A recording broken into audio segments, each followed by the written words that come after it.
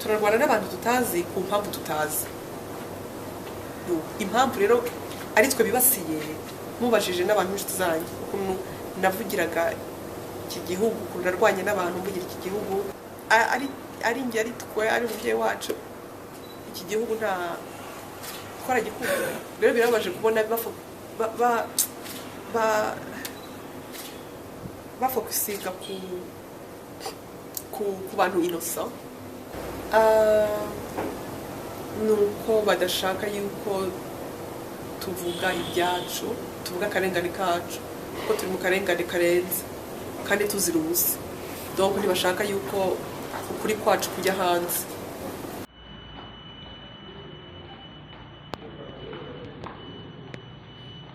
Ruracyageretse hagati y'umuryango wa Rwigara n'abashaka kubatereza Cyamunara umutungo.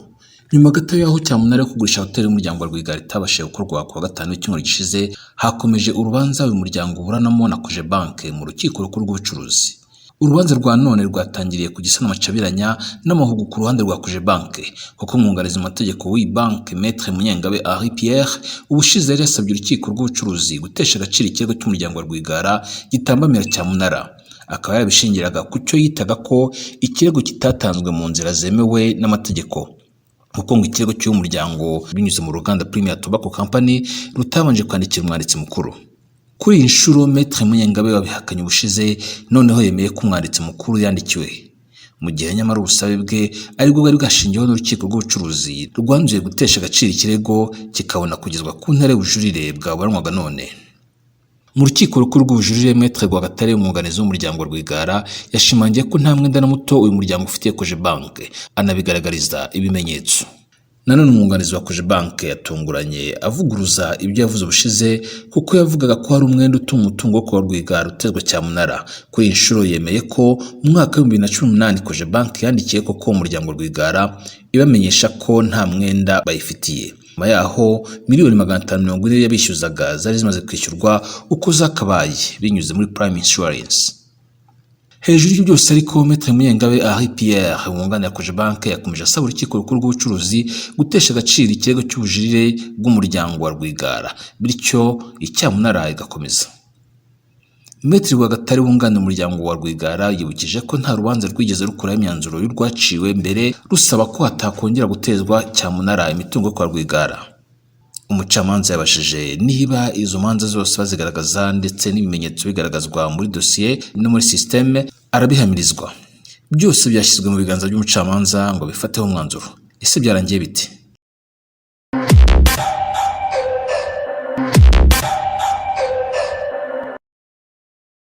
Urukiko rukuru rw'ubucuruzi rwatangiye gusuzuma niba rwakwakira ikirego cy'ubujurire cyatanzwe n'uruganda rw'itabi rwa nyakwigendera Paul Rwigara gisaba guhagarika Cyamunara ya hoteli y'umuryango wa Rwigara iri mu mujyi wa Kigali. Mugenzi wacu Eric Bagirubusa aratubwira uko iburanisha ry'uyu munsi ryagenze. Umucamanza yatangiye yibutsa impande zombi ziburana muri urubanza impamvu zateye uhagarariye uruganda rw'itabi rwa nyakwigendera Paul Rwigara kujurira icyemezo cy'umucamanza wa mbere mu rukiko rw'ubucuruzi. Mu kwanga ikirego cy'uruganda Premier Tobacco Company Limited, urukiko rwavuze ko cyatanzwe binyuranije n'amategeko. Rwavuze ko PTC itabanje kwandikira umwanditsi mukuru isobanura impamvu z'ikirego cyayo cyihuta.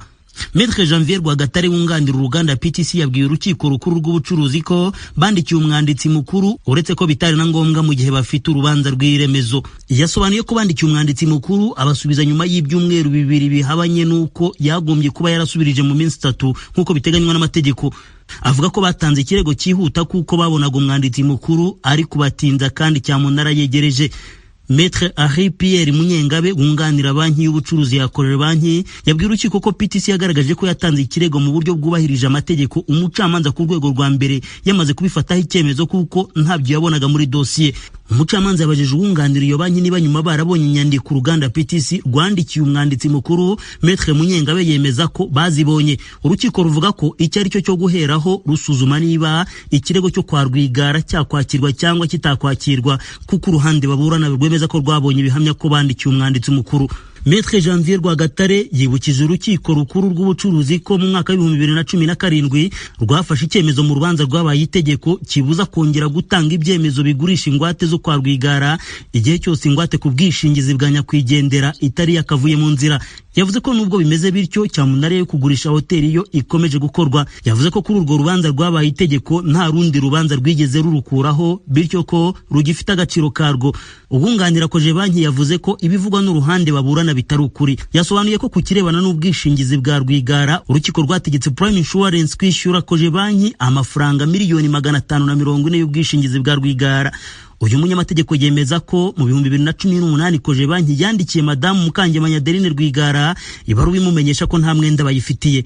Gusa nyuma ngo haje kuba urundi rubanza rw'akarengane rutegeka koje banki kwishyura Prime Insurance miliyoni 349. Akavuga ko ntaho PTC yahera yemeza ko nta mwenda ibereyemo koje banki. Uyu munyamategeko avuga ko kuba umuryango wa Rwigara ugaragaza ko utazi ingano y'umwenda ubereyemo koje banki bitabuza Cyamunara gukomezana, cyane ko yemeza ko abo kwa Rwigara badahakana ko hari amasezerano y'uwo mwenda. Ku ruhande rw'uruganda PTC bo bakomeza kwibutsa ko iyo urubanza rwabaye itegeko hagomba kubahirizwa imihango yateganyijwe n'amategeko yo kurukuraho. Maître Rwagatare avuga ko mu rubanza rwiswe rw'akarengane haburanaga Madame Adeline Rwigara, bityo ko PTC itagombye kugira ikibazwa muri rubanza. Kugeza ubu ku rwego rwa mbere ku itariki ya 24 z'uku kwezi kwa 9 Cyamunara yarabaye, ariko ikubitiro buri umuguzi w'igorofa ritaruzura rigeretse 4 riherereye mu Kiyovu ni hoteli yagombaga kunganira indi yahasenywe mu mwaka wa 2016. Biteganijwe ko umuhesha w'inkiko yongera gufata indi minsi 7 agatanga urubuga kubapiganirwa nk'uko twabisobanuriwe n'umwe mu banyamategeko. Ni ipiganwa rikorwa mu buryo bw'ikoranabuhanga. Amakuru ijwi rya Amerika riheruka iyi nyubako yahawe agaciro gasaga miliyari 1 y'amafaranga y'amanyarwanda muri Cyamunara. Iyi Cyamunara irazikurikirana n'indi Cyamunara y'itabi n'imashini by'uruganda rwa PTC byo kwa Rwigara byabaye mu 2018. Icyo gihe leta yishyuzaga umuryango miliyari zibarirwa muri 6 z'amafaranga. Nakayaba ikigo cy'igihugu cy'imisoro n'amahoro cyavugaga ko batishyuye nk'imisoro mu bihe bitandukanye. Umuryango wo kwa Rwigara wo ukomeza kumvikana utsembuga hakana icyitwa umwenda aho kiva kikagera, ukavuga ko nta muntu wari we wese cyangwa leta babereyemo umwenda. Bemeza ko ubutegetsi bubibegekaho mu mugambi wo kubatwarira imitungo yaba yimukanwa n'itimukanwa. Urubanza rwa none rwa rwitabiriwe cyane n'abavandimwe bo kwa Rwigara barimo abahoze ari abakozi b'uruganda rw'itabi. Hatagize igihinduka ku itariki ya 30 z'uku kwezi kwa 9 nibwo umucamanza azafata icyemezo cyakira cyangwa ubujurire bw'urubanza rwo kwa Rwigara rusaba guhagarikisha Cyamunara ku mitungo yabo.